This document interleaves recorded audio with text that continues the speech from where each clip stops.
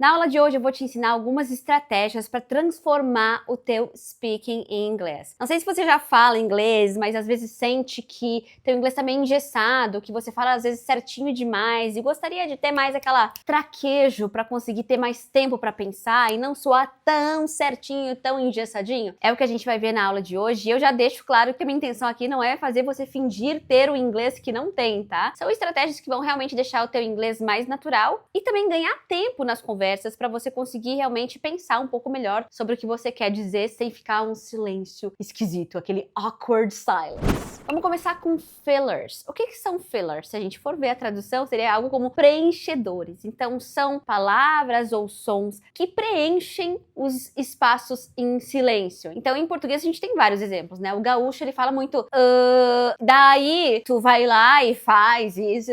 Quando alguém fala eu já penso, gente, gaúcho. Fiz piada erigida, né? São vários fillers que a gente usa em português e que em inglês também existem. Então, uma coisa interessante, presta atenção nas pessoas que estão falando inglês, eles não falam ou eles vão falar sempre dá uma fechadinha na boca no final. Porque o M em final de palavra, realmente, a gente tem que fechar a boca, articular esse som com a boca fechada. Então, I don't know, I was thinking that maybe we could, né? Claro que não usar de forma exagerada assim, né? Mas eu tô te mostrando como que isso seria usado. Esse já é um jeitinho de deixar o teu inglês um pouco mais natural, em vez de você usar o ou falando inglês. You know, he's an important bass player.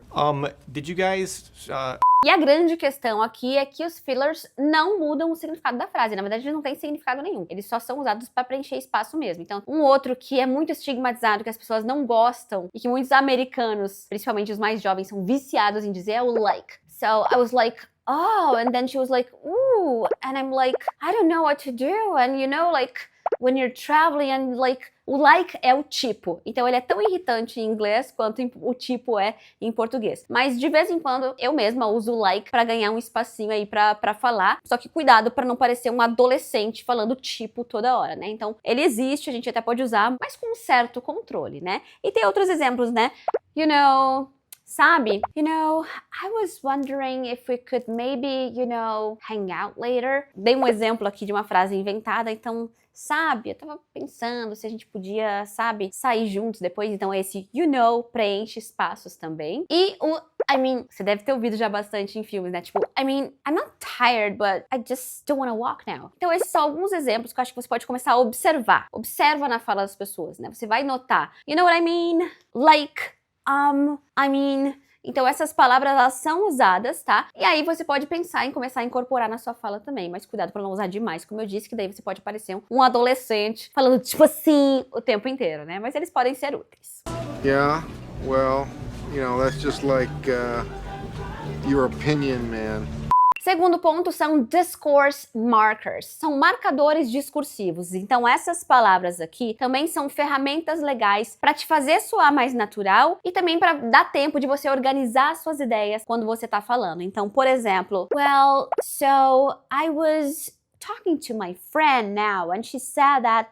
Então esse well é bem, you so também pode ser bem ou então. Anyway. O anyway é muito útil para quando você está falando uma coisa e fala, anyway, I think we should stop talking now and start the meeting because we need to get things done. Você também pode começar com right. So we're going to talk about fillers now. E aí você começa a falar, né? Ou se alguma pessoa tá falando que você quer interagir, você pode usar o right também, né? Tipo, certo, right, I see, okay. So let's start talking about fillers. Ok, a gente usa bastante também. I guess, eu acho que... Então, I guess ou I think são bem usados também. Você poderia dizer uma frase assim, I'm not sure if it's a good idea, but we could try it. What do you think? Essa mesma frase que tá perfeita, tá? Não tem nenhum problema com ela, mas a gente poderia colocar o I guess ali. Então, I'm not sure if that's a good idea. Well, I guess we could try it. So, what do you think? Então eu coloquei ali o well, I guess e também o so depois. Então algumas palavras que acabam dando um toque a mais ali na frase que não são obrigatórias. Nada aqui é obrigatório, mas elas dão aquele toque de naturalidade de língua falada, né? Aqui a gente tá falando de língua falada, não língua escrita mesmo. Wow,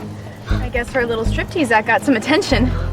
Terceiro ponto são attitude markers, marcadores de atitude. Como assim, né? Então, além dos discourse markers, que são os marcadores discursivos, a gente também pode usar expressões para marcar a nossa atitude, a nossa opinião, nosso ponto de vista, o nosso lado com relação a algum assunto. Essas palavras que eu vou te mostrar agora, elas dão mais emoção à sua fala, mais atitude ao que você fala mesmo, né? Infelizmente, unfortunately, we have to go now. Infelizmente, nós temos que ir agora. Então, em vez de você chegar e falar assim, we have to go now, a gente tem que ir agora, você pode colocar unfortunately, we have to go now. Sorry. Frankly, I'm so tired of this meeting. Francamente, né? Honestamente, ou honestly, oh my God, I can't stand looking at the computer anymore. Tem também o thankfully, que é felizmente, nossa, que bom. Thankfully, they're all here now. Thankfully, que bom que tá todo mundo aqui agora. If you ask me, não significa literalmente se você me perguntar. If you ask me significa tipo, bom, se você quer saber minha opinião, né? So if you ask me, I think they're doing a good job. Vou te dar dois exemplos agora de frases. Um sem nenhum attitude marker e um com attitude marker, só pra gente ver a diferença. Primeiro, sem nenhum. It was a mistake. He didn't know what he was doing. It'll cost us a lot of money, though. Agora vamos ver se a gente colocasse uns attitude markers. Honestly, it was a mistake. If you ask me, he didn't know what he was doing. Unfortunately, though, it'll cost us a lot of money, I'm afraid. O I'm afraid eu não tinha te ensinado ainda, né? Esse I'm afraid é tipo, eu lamento, que pena, que droga. I'm afraid. Então não significa eu tenho medo. Pode ser também, tá? I'm afraid of spiders. Eu tenho medo de aranha. I'm afraid of the dark. Eu tenho medo do escuro. Dependendo do contexto, esse I'm afraid vai significar eu lamento, né? I'm afraid to tell you that he's gone. Sinto muito te informar que ele foi embora. I'm afraid tem esse sentido também. Well, unfortunately, I'm afraid this is some sort of misunderstanding. Bora pro quarto ponto que vai deixar o teu inglês mais natural. Mas antes, se inscreve aqui no English in Brazil, né, gente? E também dá uma olhada aqui nos links da descrição para você conhecer o meu curso completo de inglês com conteúdos do basicão 0 até o avançado. Tem curso de pronúncia, curso de viagem, tudo prontinho te esperando com aulas de conversação. Então só clica aqui no link e eu espero te ver em aula. O quarto ponto é emphasis. ênfase. Então, como que a gente pode enfatizar as nossas ideias usando palavras? Definitely, definitivamente. Então, por exemplo, he will definitely come here later. Então, ele definitivamente vai vir aqui mais tarde. Oh, this is absolutely wrong. Eu posso falar que algo está errado, this is wrong, ou this is absolutely wrong. Então, absolutely tem esse sentido de absolutamente, intensificando muito, né? Dando muita ênfase que algo está errado. Uma curiosidade sobre o absolutely. Quando a gente fala absolutamente em português, a gente tá querendo dizer não, né? Não. Absolutamente não. Em inglês é o contrário, quando essa palavra é usada de forma solta, sem nenhuma outra palavra na vizinhança, o absolutely é usado para concordar. Sim, absolutamente sim. Então, por exemplo, and she is so beautiful. Você vai lá e diz, yeah, absolutely. Quer dizer que eu concordo muito com isso que a pessoa está falando. Então, me conta se você já tinha percebido essa diferença no absolutely, que na verdade é o contrário nos dois idiomas. E a gente fica, mas agora você já sabe. Outras palavras bastante usadas aqui são actually, que é na verdade. So, actually, I think we should go now. Actually, na verdade, não é atualmente, tá? É um falso cognato. Totally, oh, this is totally wrong. Totally com absolutely, mesma coisa. Obviously, obviamente, né? Oh, obviously, she's wrong. Indeed, de fato. Então, quando você quer dizer, na verdade é isso mesmo. Yeah, this is it, indeed. Undoubtedly, indubitavelmente, né? Que parece tão formal em português, mas em inglês não é tão formal assim, eu acho. Não sei, vejam se vocês concordam que parece que em português é mais formal que em inglês. Undoubtedly, sabe? Então significa sem dúvidas. Mas se achar difícil falar essa, fala no doubt. No doubt, sem dúvida é muito mais fácil, né? Vamos ver dois exemplos aqui. Uma frase sem nenhuma ênfase. I like this book. It's one of my favorites. Agora, vamos ver essa frase com ênfases. I actually really like this book. It's definitely one of my favorites. Tá vendo? Colocamos duas palavrinhas ali para dar essa ênfase, esse gingado aí, numa frase que já estava correta, mas agora soou um pouquinho mais completa. Actually, I'm getting married today. E o quinto ponto são hedges. E o que é isso? Sabe quando a gente tá falando alguma coisa e a gente não tem tanta certeza e a gente prefere suavizar as nossas afirmações para não ficar tão assim, certo ou errado? Então é quando a gente quer mostrar a nossa opinião, mas sem forçar muito a barra, sabe? Deixando entender que a gente até que é meio flexível com relação a isso. Algumas palavras aqui. I think, eu acho. Yeah, I think this is good. Maybe, talvez. Maybe it's a good idea to go now. Kind of, que é bem americano, né? Que pode ser abreviado, inclusive, na fala para kinda. Então, ele pode significar meio que. Então, por exemplo, I think the movie was kinda boring, actually. Então, eu acho... Olha, eu usei um monte de coisa aqui. Eu usei o I think para suavizar, né? Eu acho que o filme foi meio que, mais ou menos, chato, na verdade, actually. Aí eu usei uma emphasis ali, né? So I think the movie was kind of boring.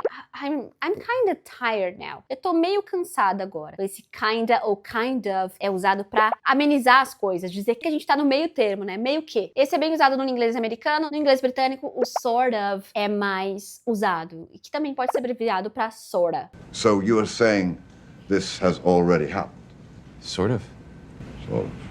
Tem também o perhaps, que é primo do maybe, que significa também talvez. E vamos ver aqui um exemplo de frase sem nenhum hedge e uma frase com hedges. So, this is wrong. Let's check again. Super direta essa frase, né? Ela fica bem engessada, bem direta. Claro que às vezes as pessoas precisam falar assim, para dar uma ordem, para falar mais diretamente com alguém. Mas, às vezes a gente quer suavizar. Então, olha só. Well, I think it's kind of wrong. Maybe we should check again. Então aqui eu tô amenizando tudo, né? Ficou muito mais suave, mas eu também pareço menos incisiva. Então depende. Se você precisar realmente falar com alguém de forma mais direta no trabalho ou na vida, usa a primeira. Agora, se você quiser suavizar aquilo que você tá falando pra soar menos incisivo, aí é a segunda. E olha que loucura quando a gente junta tudo. Vamos pegar agora um exemplo de uma frase simples como I think it's a good idea. Vamos enlouquecer aqui e colocar o máximo de fillers, hedges, emphasis que a gente puder pra ver como é que fica essa frase. Vamos lá? I think it's a good idea. Vira. Well, I think it's actually a pretty good idea, you know, considering the circumstances. Obviously, there are some risks, but frankly, I think we should go for it.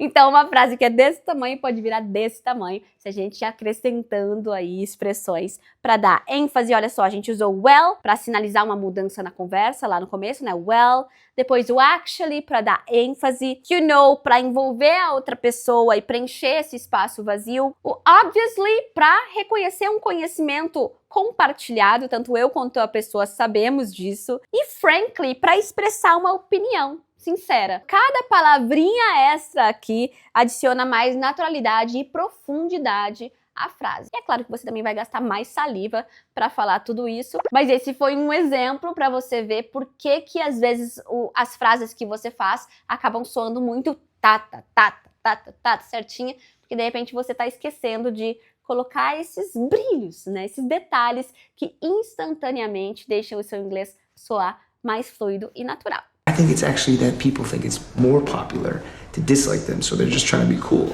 E é claro que existem outras estratégias, e mais uma vez eu não tô te dizendo para usar like, o tempo inteiro. Acho que tá bem claro aqui que eu te dei as ferramentas e você vai escolher quando usar cada uma delas na sua fala. O mais importante, escute bastante inglês e comece a prestar atenção em como as pessoas usam essas palavras na vida real. Porque assim esse uso vai ficando mais automatizado na sua cabeça e vai sair muito mais fácil nas suas próximas conversas. E de lição de casa, eu vou te deixar esse vídeo aqui, em que você vai testar o seu listening com a fala de vários artistas famosos, e aí você já pode prestar atenção se eles usam esses fillers, essas estratégias na fala, porque assim a aula de hoje já fica conectada aqui com a sua lição de casa. Thanks for watching, see you next video!